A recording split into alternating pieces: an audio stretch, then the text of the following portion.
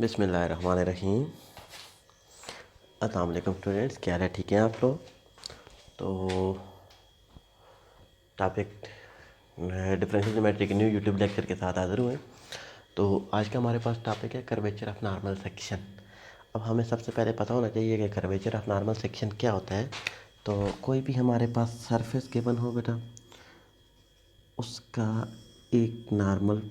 उसका एक पॉइंट हो, उस पॉइंट पर एक से ज़्यादा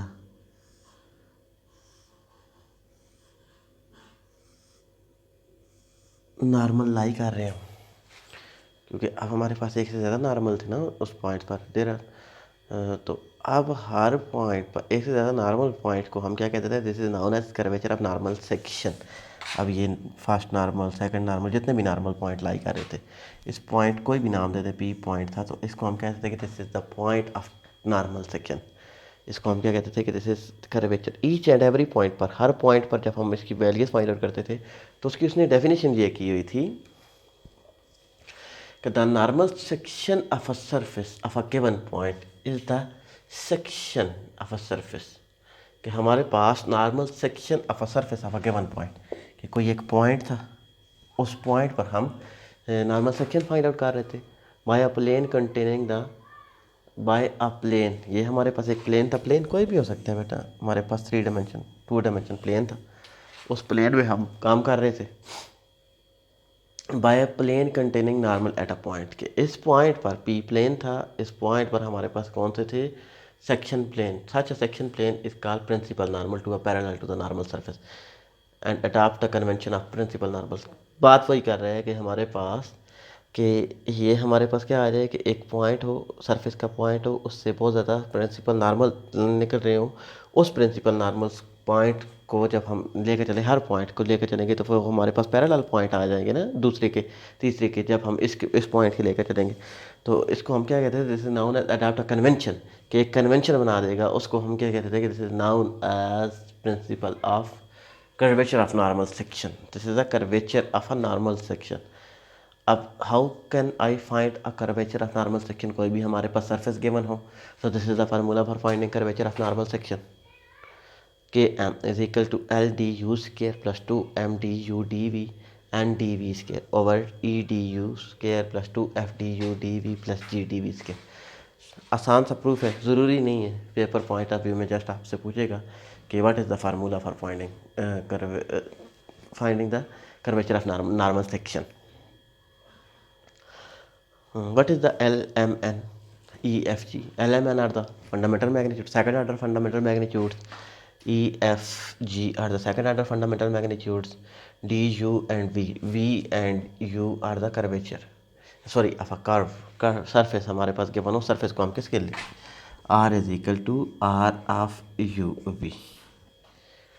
तो इसी को लेकर हम चलते थे कि this is known as first formula for finding curvature of a normal section, और इसी को हम कहते थे कि this is the curvature of a normal section.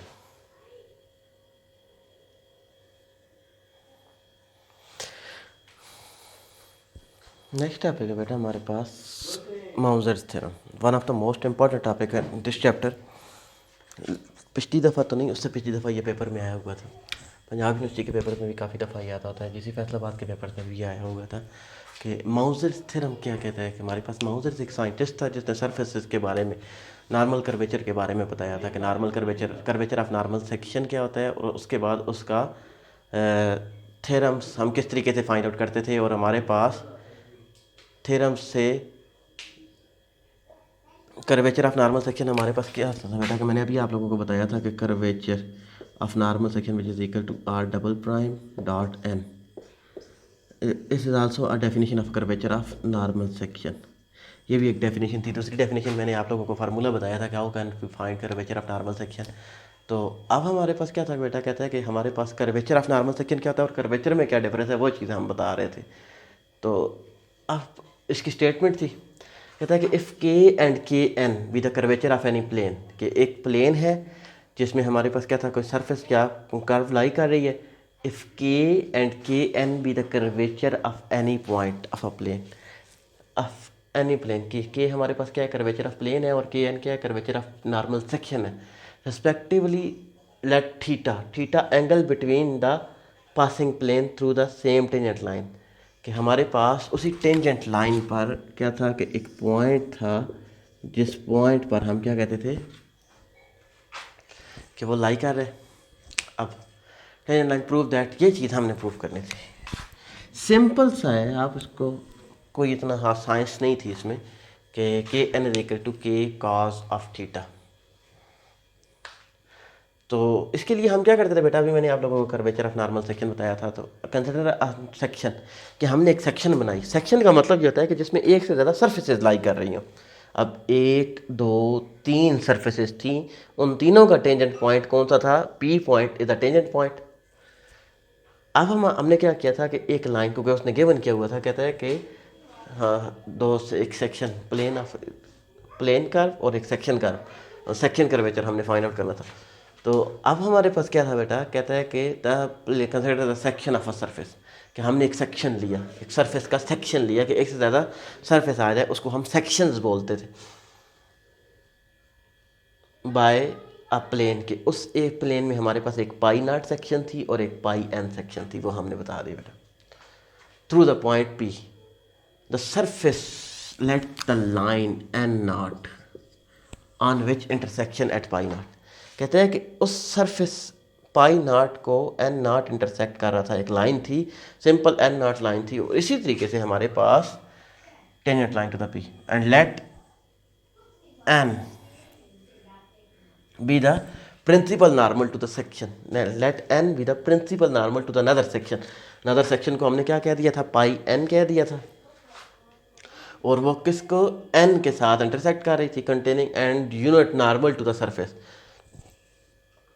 अब unit normal to the surface हमारे पास क्या था बेटा, उसी की तरफ हम मूव कर रहे थे, कि हमारे पास क्या था, let N be the principal normal to the section, consider another section of a surface of a plane, pi N containing the unit normal to the surface at P, and this unit normal N be the principal normal of this section, कि ये जो हमारे पास N था ये हमारे पास principal normal था, किसका, unit normal of a principal normal at this section and angle.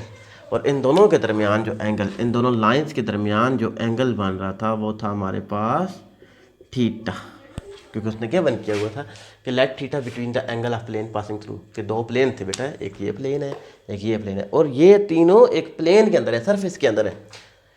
तो अब the angle between the plane is in fact the angle between the vectors N naught and N, क्योंकि सामने नजर आ रहा है, कहता है कि angle between the planes is the angle between the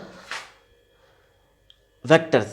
दो हमारे पास क्या थे, वेक्टर्स थे, एन नॉट और एन के दरमियान, देखिए सामने नजर आ रहा है कि ये इन दोनों के दरमियान एंगल था। तो अब जब इनका डॉट प्रोडक्ट लें दोनों का, तो ए डॉट भी किसकी इक्वल होता है, magnitude of A magnitude of B into cos of theta, N naught dot N which is equal to cos of theta. तो ये टर्म्स थी बेटा, इधर तक हम आगे छोड़ें। आप जस्ट एक दफ़ा इसको आप देखें, थोड़ा सा इम्पॉर्टेंट है कि ये क्या कह रहा है और किस वजह से कह रहा है, फिर हम आगे जाते हैं।